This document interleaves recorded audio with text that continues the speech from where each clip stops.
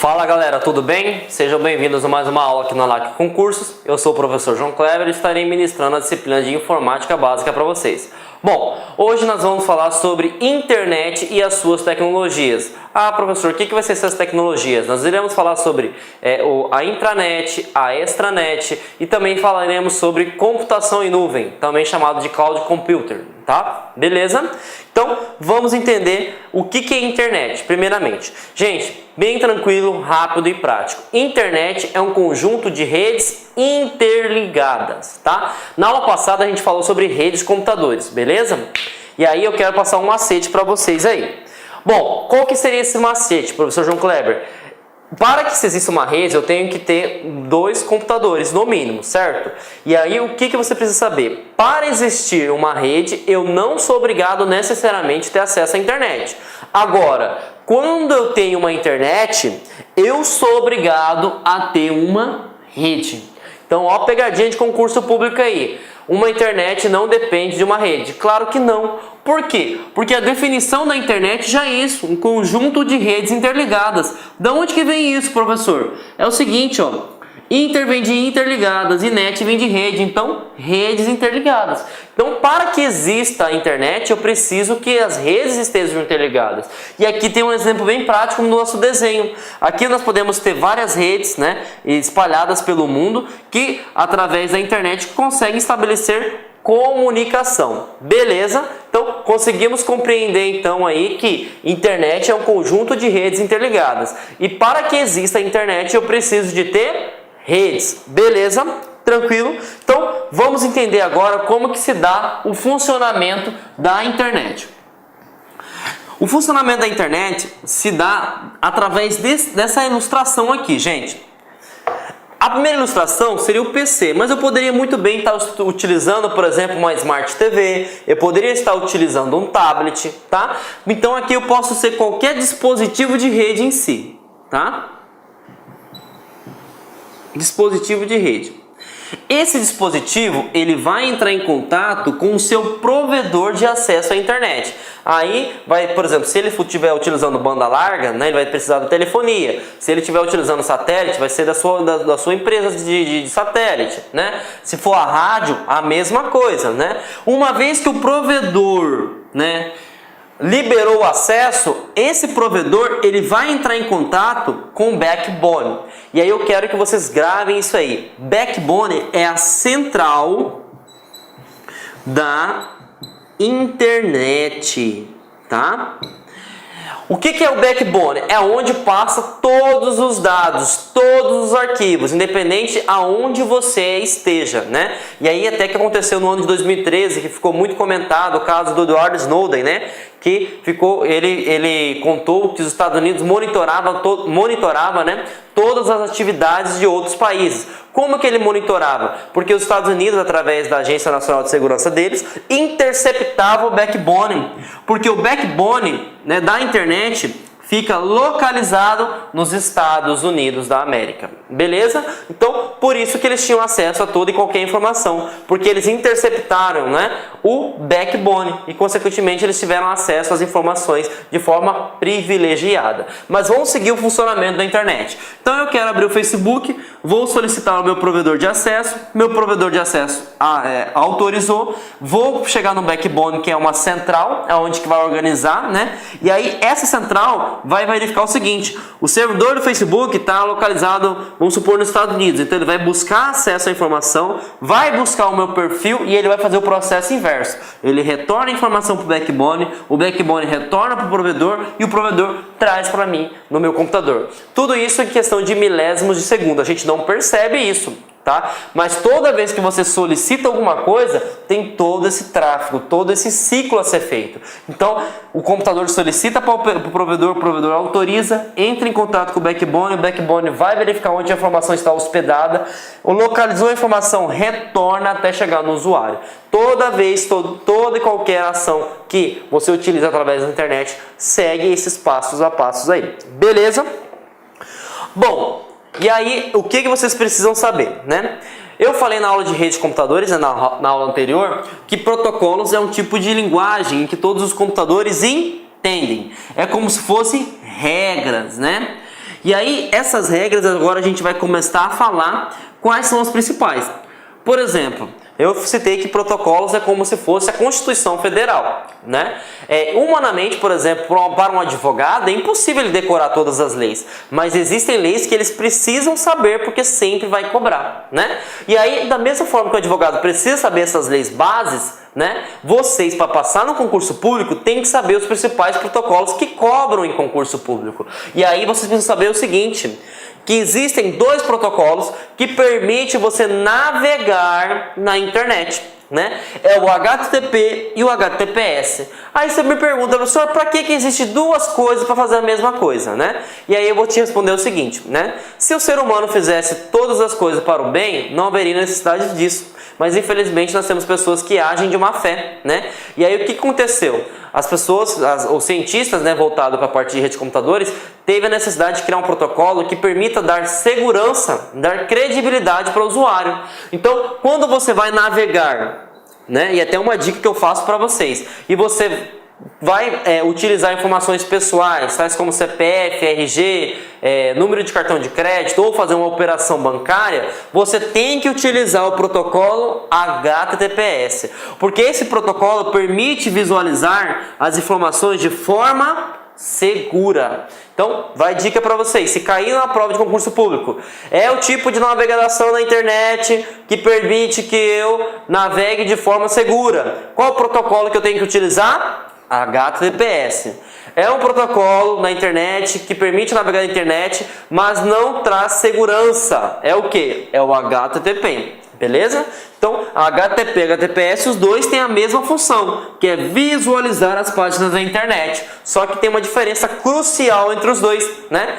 Que um é seguro e o outro não. Aí você me pergunta o seguinte, professor João Kleber, todo site tem que utilizar o protocolo HTTPS? Não, galera. Aí você fala assim, mas como é que eu vou navegar seguro na internet? É o seguinte, quando você utiliza o protocolo HTTPS, é da mesma forma que você estivesse utilizando, por exemplo, né, um cartório para certificar uma autorização sua. Ah, como assim? Quando você tem um protocolo HTTPS, existe uma AC, né, uma empresa por fora, que está falando o seguinte, esse site é confiável, você pode navegar tranquilamente. E isso gera custo, né? Então, em todo site não precisa ser HTTPS, desde somente, né, todavia, se ele cobrar de você informações pessoais, informações bancárias, aí sim ele tem que ter HTTPS. Por quê? Se alguém tiver acesso ao seu código do cartão, ou se alguém tiver acesso, por exemplo, ao seu CPF, ele pode fazer muitas coisas, né? Então, toda vez que você interage com o site, o que é interagir? Fornecer informações, o protocolo tem que ser HTTPS. Agora, se é, por exemplo, um site de pesquisa, um site de consulta, onde você não vai inserir esse tipo de informações, pode utilizar HTTP, porque você não vai entrar com dado relevante à sua pessoa, né? Ou às suas contas bancárias, né? Ou informações bancárias, então não há necessidade de ter HTTPS. Beleza? Então, entendemos dois protocolos importantíssimos da internet, né? E a gente vai ver mais outro, tá? Qual que é o outro que sempre cai em concurso público? O FTP. Tá? O que é o protocolo de FTP? É um protocolo de transferência de arquivos. Por exemplo, você quando vai abrir, por exemplo, uma internet, você vai fazer um download, né? Lembrando, eu não sei o que é download não, professor. Download, simplesmente você vai baixar um arquivo. Só que você, por exemplo, pode enviar um arquivo numa rede social, por exemplo, para enviar uma foto para um amigo meu que está no Japão, né? Então, eu vou fazer um upload. O que é um upload? Você vai subir o seu arquivo. E quem gerencia isso é o FTP, certo? Então, quem faz o gerenciamento de transferência de arquivos, tanto para envio para recebimento de arquivos, né, é o FTP. Ele que controla o download e o upload. Beleza? Então, isso cai em concurso público e vocês têm que saber sobre isso. Beleza? O próximo protocolo que sempre cai em questão de provas, né, de protocolos da internet é o SMTP. O SMTP é questão de envios de e-mails. Por exemplo, vamos supor que caiu o seguinte, o analista, né, ou o técnico de informática da empresa tal visualizou que as pessoas estavam perdendo muito tempo na empresa, perdendo produtividade, porque viviam mandando e-mails, né? E aí o que acontece? Eu quero bloquear, por exemplo, que as pessoas enviem e-mails, né?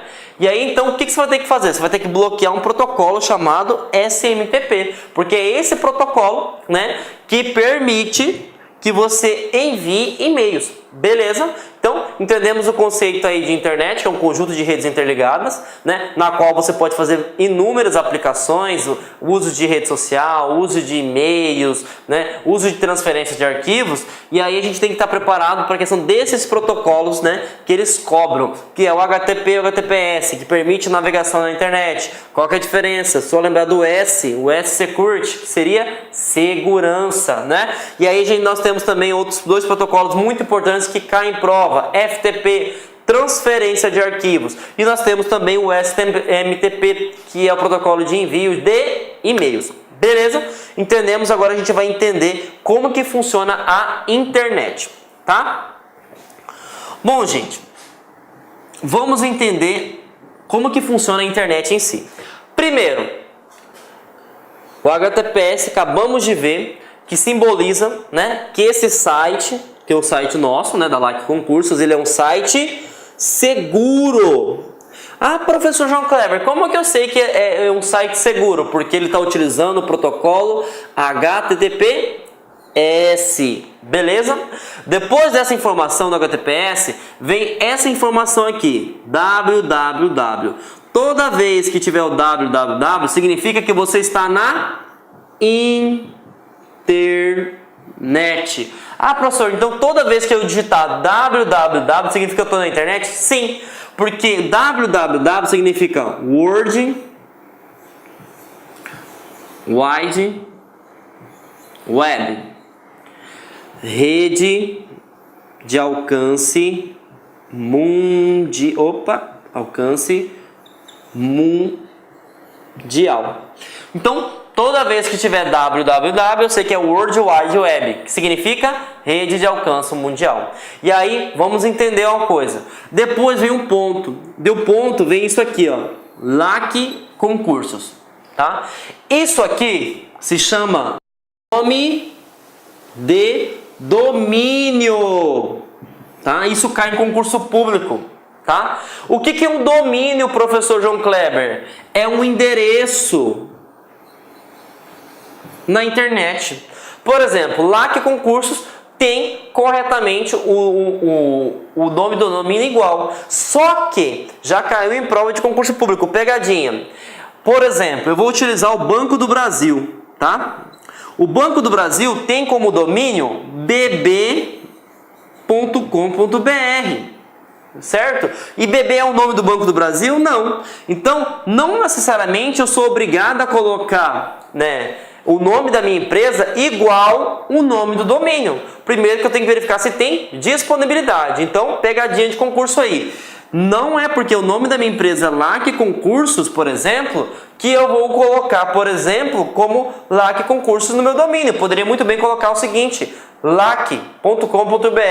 Beleza? Então, fiquem atentos aí. .com.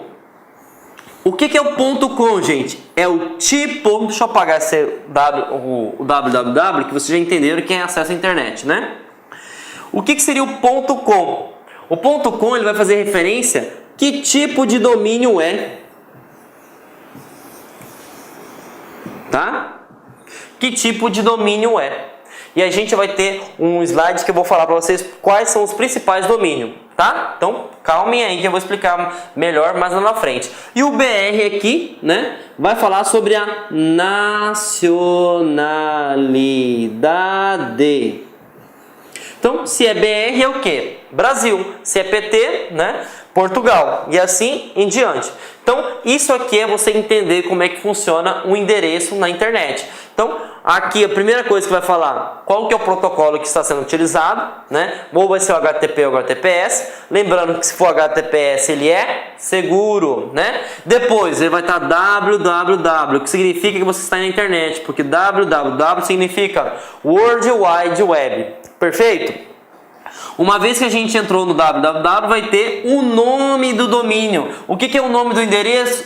Perdão, o que é o nome do domínio? É o endereço em si do seu website, tá? E aí, lembrando, não é porque o nome da empresa se chama LAC Concursos, né, que eu vou ter esse nome de domínio. Aí vai depender se tem a disponibilidade ou se você também quer colocar esse nome. O exemplo que eu dei, citei bem tranquilamente, que é o do Banco do Brasil, que é bb.com.br. Depois que você, né, colocou o nome do domínio, você vai falar o tipo de domínio que você quer, que nós vamos ter um slide só falando sobre os tipos de domínio, né? E por último, no final da URL, né, você vai ter a nacionalidade do site em si. Beleza? Então, já que eu falei sobre o tipo de domínio, a gente vai entender agora. Isso cai em concurso, tá, gente? Quais são os tipos de domínios que existem? Por exemplo, se eu tivesse o domínio LAC, né? Como na verdade eu tenho, né? lacconcursos.com.br. Eu estou falando que esse tipo de domínio é comercial. Por exemplo, vamos falar do Exército, né? Ou da Polícia Civil, por exemplo.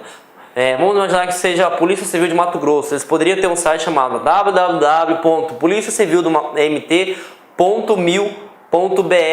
Porque mil significa militar, tá? E edu, né? Por exemplo, vamos pegar uma instituição aí,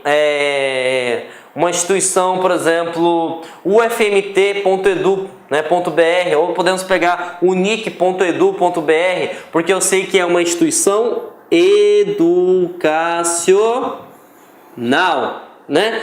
Gov, por exemplo, prefeituras ou o próprio órgão público que vocês vão passar, se Deus quiser, né? Governamental, beleza? Repeti Edu aqui, cancela. Net seria aplicações para a internet, tá? Para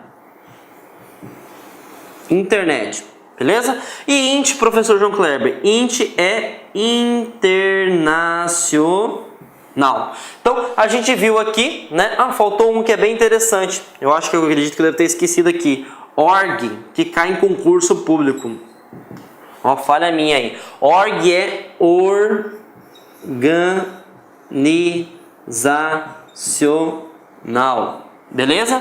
Então, esses são os principais, né, tipos de domínio. Então, quando você visualizar lá no endereço, na URL, se estiver falando .com, você já automaticamente já sabe que é referente a comércio. Se tiver edu, educacional, mil, militar, int, internacional, gov, governamental, né, org, organizacional e assim em diante. Beleza, gente? E aí, a gente vai entender agora o conceito de intranet. Né? Vimos que para você entender bem intranet, vocês têm que estar absorvido o conceito de internet. Então eu vou relembrar aí para vocês melhorarem a absorção de conhecimento. Internet é um conjunto de redes interligadas, então mundialmente você pode trocar informações, beleza? E o que é intranet? Intranet é você delimitar um determinado público. Então, não todo mundo vai ter acesso àquela informação, apenas um público. Então, o que seria a intranet? É um espaço restrito a um determinado público. Então, o que eu preciso gravar para alcançar êxito na prova de concurso público? Internet é geral, é todo mundo, é um conjunto de redes interligadas, né? E aí o que acontece? A intranet é um determinado público. Beleza? E aí, para você facilitar o entendimento, grave. A internet é uma rede WAN. E a intranet? Grave isso aqui, ó. LAN.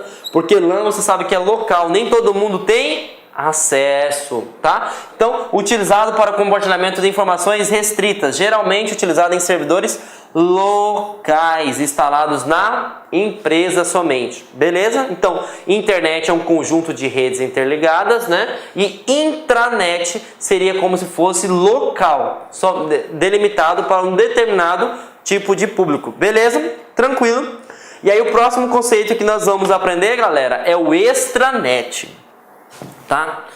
Professor, que é isso? Eu nunca ouvi falar na minha vida, tá? E aí eu vou passar um macete que vocês vão lembrar pro resto da vida de vocês.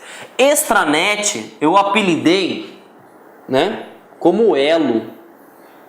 Elo de quem? Ele é o elo da LAN com, né, a WAN.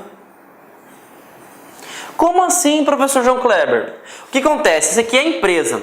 Vamos supor, né, que o seu chefe, né, o superintendente do órgão, né, ele está numa viagem, vamos supor, no Japão, e ele precisa acessar, né, os arquivos do órgão para tomar uma decisão, né? E aí o que acontece? O que ele vai fazer? Ele vai acessar uma extranet.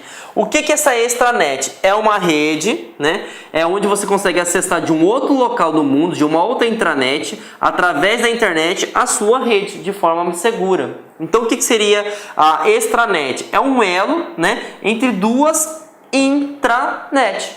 Então você está no outro local do mundo, né, e você consegue ter acesso aos seus arquivos. Beleza? Então essa é a ideia de extranet, tá? E você consegue visualizar o arquivo da sua empresa em si, né, ou do órgão que você está apto, né, de forma segura. Então o extranet, né, ele permite isso, gente. Ele permite a ligação entre a rede WAN e a rede LAN. A rede WAN, você sabe que tem uma cobertura mundial, e a rede LAN seria local, é algo restrito, que seria uma intranet. Beleza? Então a gente entendeu aí mais um conceito interessante da internet em si. Beleza? Bom, agora a gente vai falar de uma tecnologia que não está caindo em concurso, né? Eu sempre falo, despenca, tá? Bom, o que é esse conceito, professor? O conceito é a computação em nuvem. Essa tecnologia também é chamada de cloud computing, né? É um conceito que faz referência a uma tecnologia que você vai salvar, né, os seus arquivos, as suas aplicações ou serviços em um local aonde está a sua empresa. Por exemplo, né, a LAC, por exemplo, tem uma filial em Cuiabá, numa situação, né? E aí o que acontece? Eu como professor vou salvar meus arquivos na nuvem. E então esses arquivos não vão ficar salvos em Cuiabá, vão ficar salvos em um outro local, né? E aí, para que vocês consigam compreender bem essa ideia, eu vou, infelizmente, ter que falar de uma tragédia que aconteceu em 2001, né? Que foi o quê? O caso das Torres Gêmeas, lá nos Estados Unidos. A computação em nuvem até aquele ano não era tão difundida como nos dias hoje.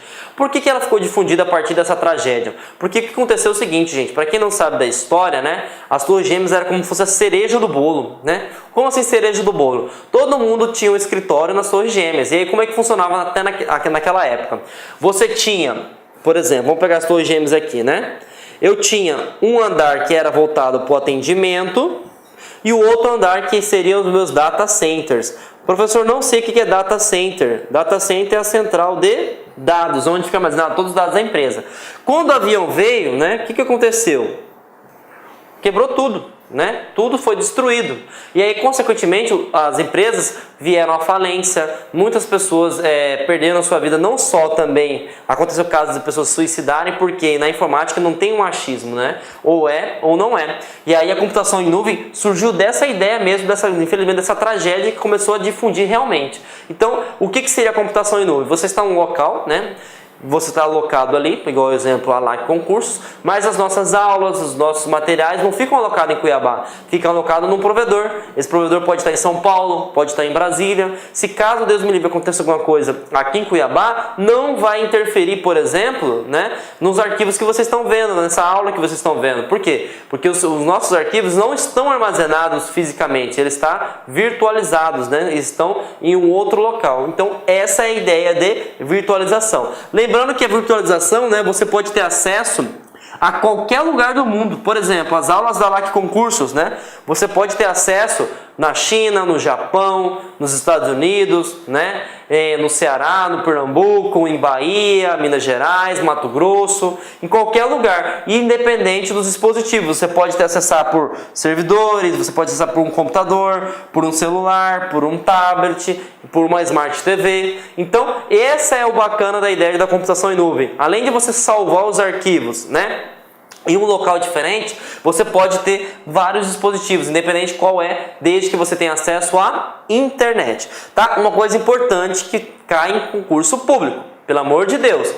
Você está armazenando um arquivo na nuvem? Tá, mas você precisa de uma coisa chamada internet. Pelo amor de Deus, você não consegue trabalhar ou fazer um serviço de computação em nuvem. Você não tem acesso à internet, porque você está em outro local, né? Um outro local que pode estar, por exemplo, em outro país. E a gente lembrou que para a gente ter uma rede WAN, que seria a internet, eu tenho que ter esse acesso, né? Então, para que funcione a computação em nuvem, eu dependo da internet, porque o servidor em si não está armazenado, né? As informações não estão armazenadas no meu computador, eles estão armazenados na estrutura da internet em um outro local, beleza? Então fiquem atentos aí, porque, por exemplo, já caiu em prova que a base da computação em nuvem são servidores, não é um servidor. Eu preciso de ter acesso à internet, tá? Fiquem atentos, por favor, beleza? E aí, falando sobre computação em nuvem, eu já falei para vocês que bancas tais como FGV, FCC, CESP e tantas outras, eles não estão cobrando somente o conceito, né, de salvar arquivos em outro local, eles estão cobrando características, né? Então eles estão aprofundando cada vez mais nesse assunto que é a grande tendência do mundo, né, de forma geral. Bom, o que acontece, né? Quais são as características que a gente tem que cai para concurso público, né? São 4, gente, né? É a questão da mobilidade, né? É a questão que você pode estar em qualquer lugar do mundo e pode ter acesso a essa informação, né? Tem a questão de multiplataforma, que é uma coisa bem interessante, tá? A multiplataforma significa o seguinte: você está usando o celular, correto? E aí nesse celular, se você estiver utilizando, por exemplo, um iPhone, é um tipo de sistema operacional, né? O sistema operacional do iPhone, por exemplo, é iOS, né? Ah, eu estou utilizando o Galaxy, por exemplo, o Samsung, né?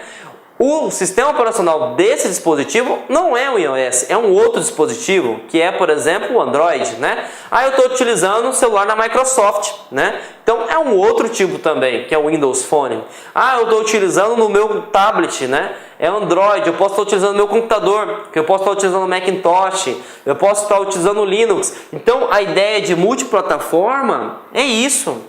Tá? É a ideia de você utilizar vários sistemas operacionais, né? Então aqui eu posso ter vários sistemas operacionais e a parte física que seria multidispositivos. Então eu posso utilizar celular, eu posso utilizar tablets, né? Eu posso utilizar notebooks, enfim. Então, quando eu falo em multiplataforma, significa o seguinte: eu posso utilizar qualquer dispositivo desde que conecta à internet e eu posso utilizar qualquer sistema operacional desde que conecta à internet também, beleza? Sem falar na questão da mobilidade, que isso é locomover, beleza? Outra característica que vocês têm que entender é a escalabilidade, tá? Isso eu vou até contar uma historinha para vocês, tá?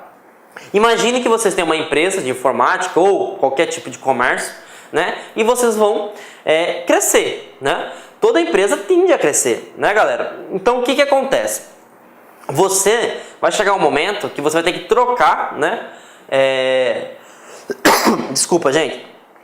Vai chegar um tal momento, né, que você vai ter que trocar o HD da sua empresa. Por quê? Você começou a vender tantas informações, começou a armazenar tantas informações, que o seu computador não consegue mais gerenciar aquela quantidade de informações, certo? E o que é legal da computação em nuvem, né? Tem a questão da escalabilidade. O que é escalabilidade? Você permite aumentar e não só aumentar. Por exemplo, eu contratei um pacote de serviço de computação em nuvem, eu pensei que a minha empresa ia crescer muito, só que não cresceu. Eu quero diminuir, né? Porque eu estou tendo um custo muito alto e eu posso diminuir esse custo. Eu posso também diminuir o meu tamanho de espaçamento virtual, certo? Então isso é legal, muito legal mesmo. Porque, por exemplo, imagine que você tem um computador, né? E aí o seu computador não consegue mais gerenciar a quantidade de informações, vai ter que ter um custo adicional muito grande. Às vezes esse computador nem consegue mais incluir um HD, né? Gerenciar um HD. E aí o que acontece? Vai ter que comprar um computador novo, né? E esse computador novo gasta energia bastante, né? Então isso aqui é interessantíssimo, a escalabilidade. Beleza? Então a gente tem que ficar atento a isso, beleza? Outra coisa interessante da computação em nuvem é esse tipo de característica que seria o pay-per-use, né? O que é o pay-per-use? Você só vai pagar se utilizar aquela quantidade de informações. Então, por exemplo, aqui, né, na escalabilidade, eu falei que eu quero, por exemplo, 1 terabyte de armazenamento. Eu vou pagar pelo 1 terabyte. Se eu não utilizar, eu vou pagar, né? O pay-per-use não. Eu vou falar o seguinte, eu estou utilizando somente 500 GB, você vai pagar só sobre 500 GB, mesmo que você tenha, por exemplo, colocado como franquia 1 tera. Então você paga somente por uso, beleza? Então essas características vocês têm que ter noção, gente, tá? Que nós temos a mobilidade, que é o fator de você se locomover, né, de um local para outro, em qualquer lugar do mundo, desde que tenha acesso à internet, você consegue acessar os seus arquivos. Nós temos a questão do multiplataforma, que o multiplataforma é dividido em a parte física e a parte lógica. A multiplataforma, a parte física, seria o quê? Você ter qualquer tipo de dispositivo, independente se for uma Smart TV, se for um tablet, se for um smartphone, né, você vai ter acesso à informação desde que conecta na internet. E também a parte lógica, independente do sistema operacional, não me importa se é Windows, se é Linux, se é Macintosh, né? Desde que conecta à internet eu vou ter acesso à minha informação. Então tem que ficar atento a isso também. E um recurso muito bacana que seria a escalabilidade, né? É a questão de flexibilidade. Você pode aumentar ou diminuir o tamanho do seu armazenamento em nuvem, tá? E também tem uma outra opção que seria o pay-per-use. Você só paga se utilizar. Perfeito? Então vamos responder uma questão para melhorar o nosso conhecimento de computação em nuvem, tá, galera? Bom, o que cobra essa questão? Foi da Universidade Federal do Maranhão, né, em 2016, para o cargo de administrador. Ele cobra o seguinte: quando citado o termo computação na nuvem, cloud computing, né, ou genericamente citado nuvem, este representa simbolicamente uma rede local? Não, local já o próprio nome já diz. Um banco de dados? Não. Uma base de dados? Não. A internet? Sim. E aí o que você pode confundir é o seguinte: uma estrutura de servidores. Beleza. Pode confundir? Pode. Só que, por exemplo, imagine que essa estrutura de servidores estejam alocados numa rede LAN. Certo? Você vai conseguir acessar lá do Japão a sua informação? Não. Você consegue acessar essa informação desde que você tenha a base. Que seria a base? A internet. Então essa é uma questão muito interessante, porque exige que você faça uma interpretação aprofundada. Claro que na computação em nuvem eu vou ter uma estrutura de servidores, só que a minha base é a internet. Se eu não tiver internet, por exemplo, no meu celular, eu não consigo acessar os meus arquivos na nuvem. Beleza? Então tem que ficar atento com essa questão de compreensão, tá? Então vamos para outro tipo de categoria, né? A gente viu que nós podemos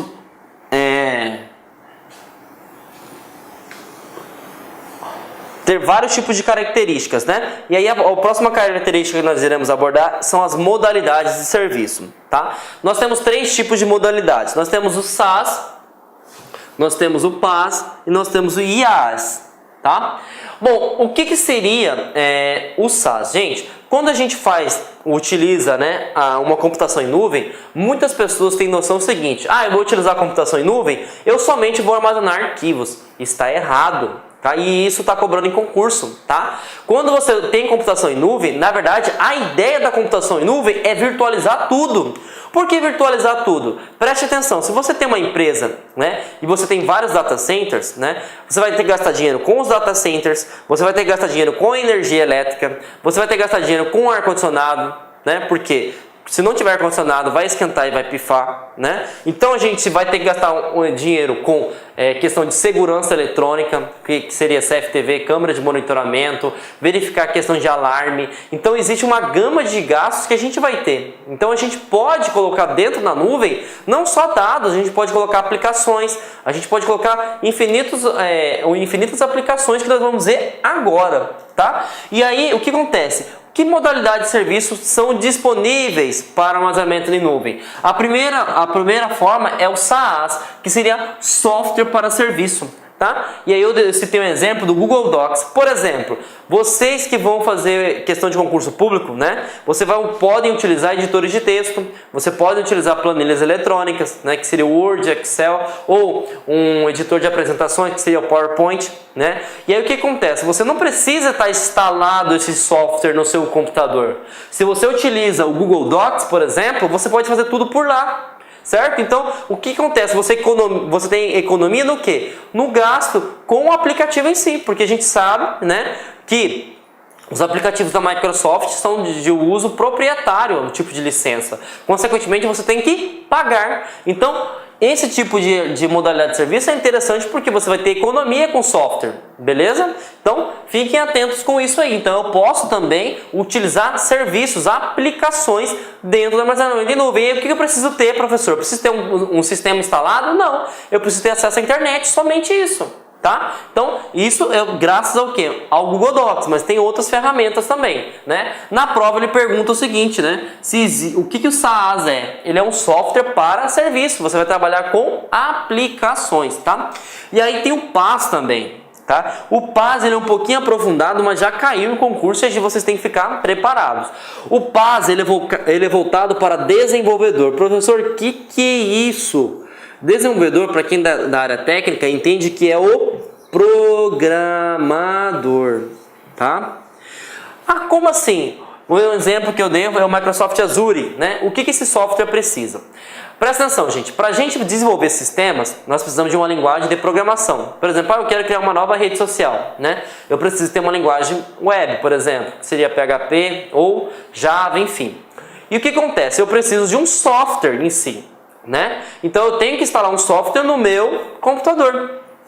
E quando eu utilizo a computação, utilizando a modalidade PaaS, eu vou simplesmente acessar o site, por exemplo, da Microsoft Azure, e lá vai ter todos os tipos de linguagem de programação que eu possa utilizar. Então, consequentemente, eu não preciso instalar no meu computador. Então, eu vou deixar meu computador mais rápido, consequentemente, eu não vou ter gasto com licença. Então, e eu posso fazer tudo de qualquer lugar do mundo. Eu não preciso necessariamente ficar andando com meu notebook para desenvolver um sistema, desde que eu tenha acesso à internet. Então, é muito interessante esse tipo de ferramenta, galera. Beleza?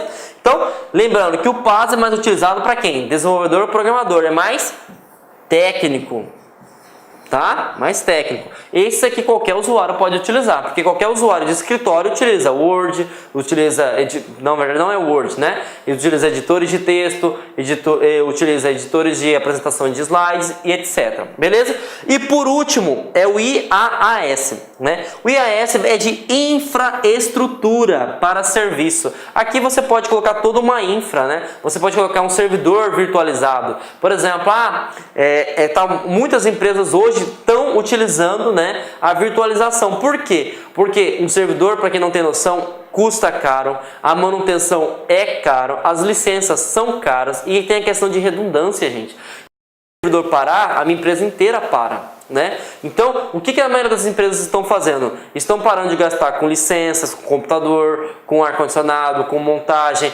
Estão ganhando mais espaço, porque não precisa ficar alocando um espaço gigantesco para determinadas máquinas e, consequentemente, está tendo mais custo-benefício, né? E aí tem uma empresa, né, que utiliza, a Citrix, por exemplo, ela permite virtualização de infra, né, que seria a parte mais física de uma empresa de modo geral. Então, aqui nós temos 3 tipos, né, de virtualização. Eu posso virtualizar um serviço, eu posso virtualizar, por exemplo, um software de programação, né? Para quem não sabe o que é linguagem de programação, a gente viu na aula do Windows 7, né, sobre sistemas. É um software que permite criar um outro sistema, ou eu posso também montar totalmente a infra, né? Servidor de dados, servidor de aplicação e etc. Tá? E aí o que você tem que saber? Que não é somente dados, eu posso ter outras operações, outras funções para ser virtualizados, tá? Vamos entender como que eles perguntam isso em concurso público, tá? Bom, esse concurso foi do TRT, né? A banca foi a FCC, né? Para o ano de 2015. E aí ele cobra o seguinte, galera. Os serviços de edição de texto online, né? Como o do Google Docs, são serviços disponibilizados na internet por meio do conceito de computação em nuvem. Dentre os diferentes tipos de computação, né? E ele está perguntando que tipo que é, né? E aí a gente sabe, né, que o PaaS é voltado para a parte técnica, né, que é para programadores. O I, nós sabemos que é infra, né?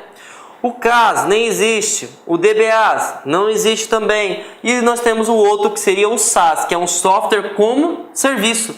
E aí o que ele está fazendo? Ele está substituindo a função do Word. Então está aqui a nossa resposta, né? E. Então, vocês viram que não adianta saber o que é computação em nuvem. Tem que saber quais são suas modalidades, quais são suas características. Beleza, gente? Próxima pergunta, né? E essa pergunta é da CESP. Para o órgão da Telebrás, né? Para o cargo de assistente.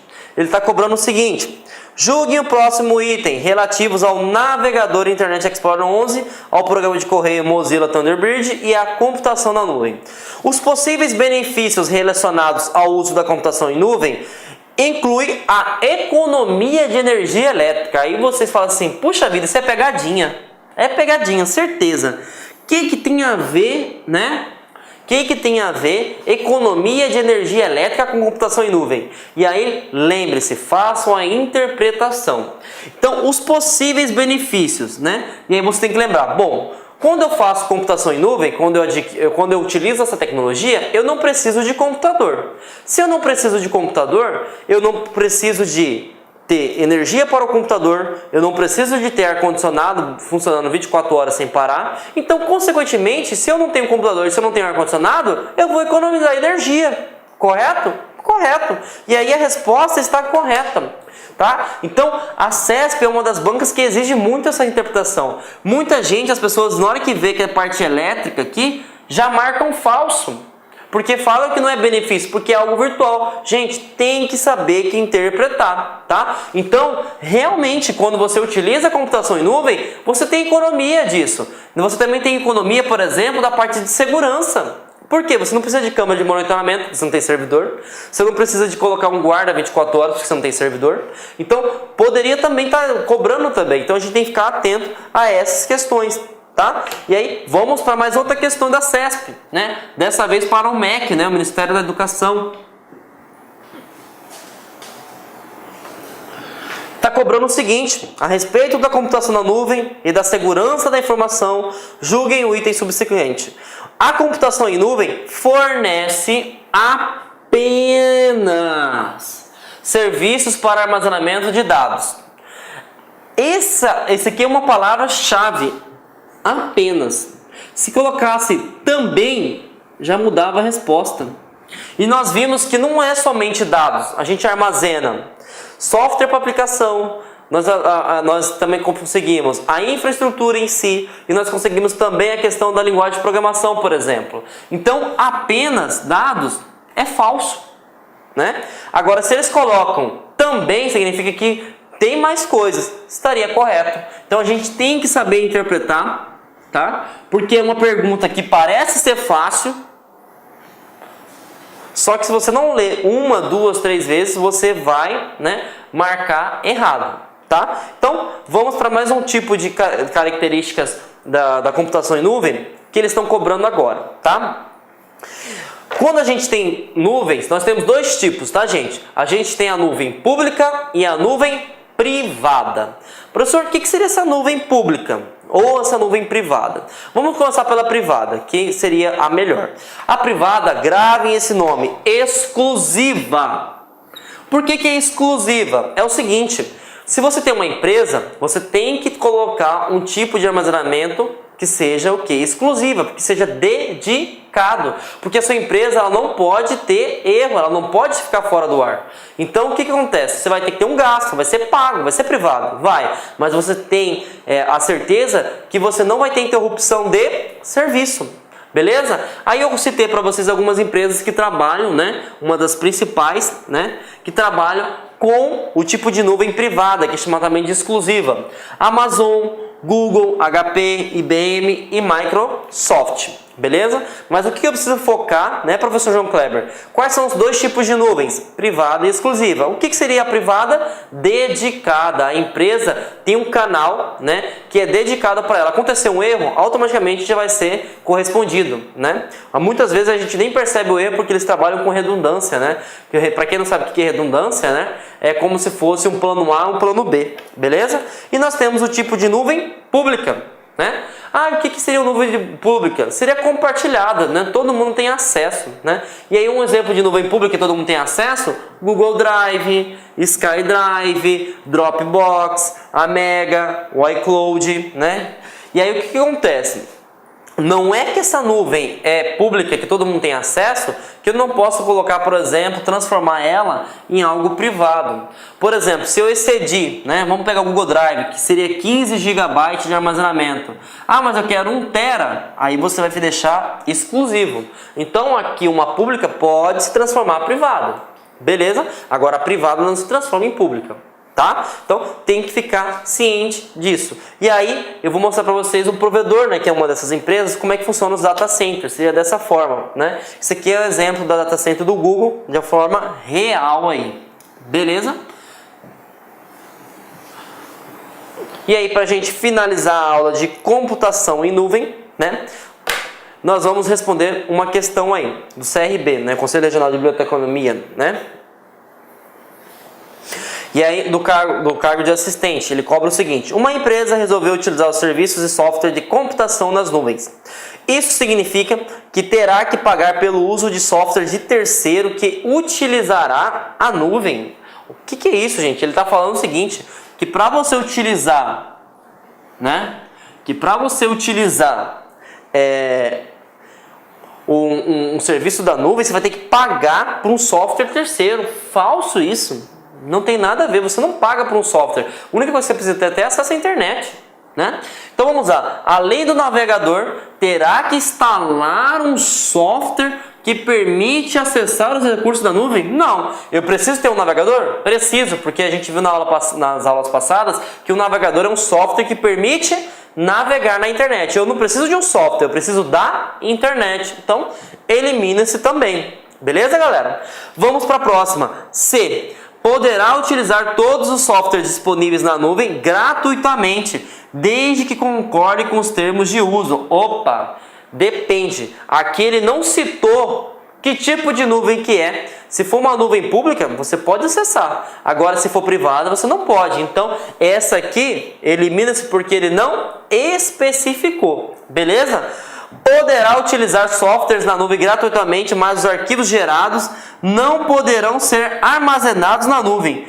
Essa aqui é uma coisa que nem eu consegui compreender quando eu li essa resposta. Se alguém marcar essa questão aqui, gente, seriamente, você tem que rever os seus conceitos de computação em nuvem. Porque aqui é a mesma coisa que ele fala, que você vai acessar, você fala que ele não vai conseguir gravar. Como que você acessa a computação em nuvem se você não consegue gravar? Não existe isso. Tá? Isso humanamente é impossível. Se você consegue acessar, logicamente você consegue gravar e salvar. Então, elimina-se essa também. E aí, poderá acessar softwares instalados em servidores, né, de outras empresas na internet para realizar serviços. Sim. Lembra que eu falei sobre a questão do Google Docs? O Google Docs é um tipo de editor de texto, um de apresentação de slide. E ele fica armazenado no seu computador? Não, ele fica armazenado aonde? No servidor do Google, né? Que eu até mostrei anteriormente no data center. E você permite utilizar ele? Claro que permite. Então, essa é uma resposta corretíssima, galera. Beleza? Então, entendemos aí o conceito de computação em nuvem. Tá? Então, a gente tem que visualizar, né, que eu quero que vocês façam bastante questões, porque computação em nuvem é uma tecnologia que está caindo muito agora em concursos públicos, tá? Beleza, galera?